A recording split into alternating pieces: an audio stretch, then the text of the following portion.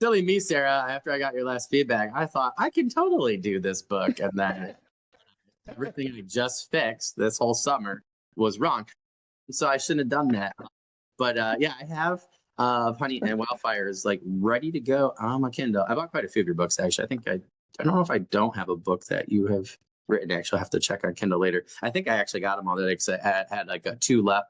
I think it was the last two books in this series, and yeah, I got a gift card, so I was like, sweet. That's Oh, what awesome.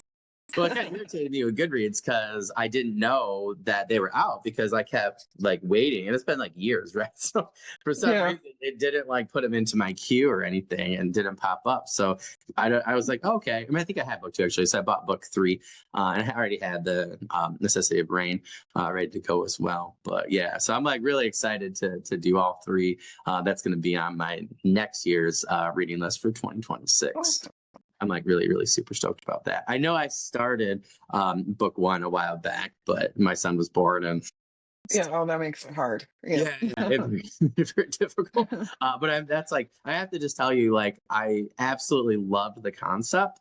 I think I got to like chapter four. But that cover, I just have to say, is like one of my favorite covers.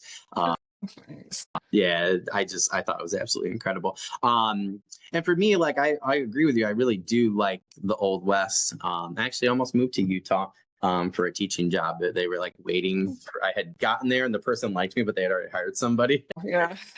Yeah, I was like waiting. It was like right in the like right at the base of the Purple Mountains and stuff. And so it'd been really cool. But yeah, like I always loved that. Like my dad and my grandfather got me into Western.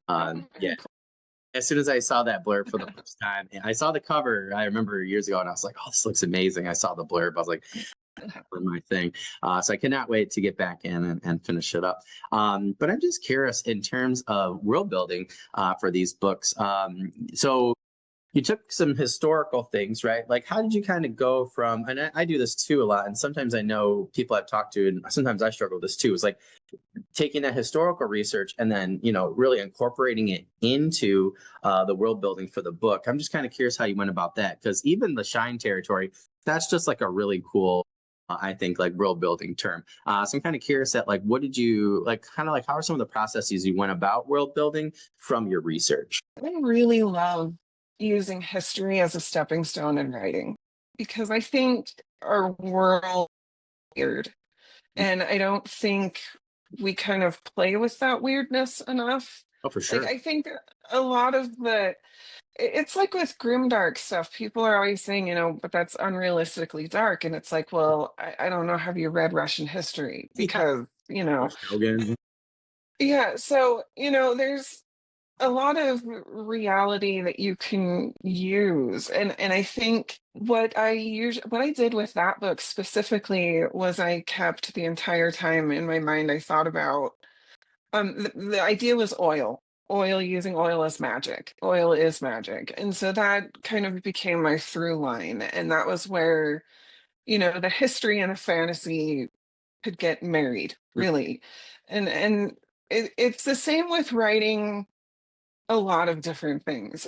As long as you have that central thematic pole that you can kind of twirl your stuff around, it just makes it a lot easier to balance things.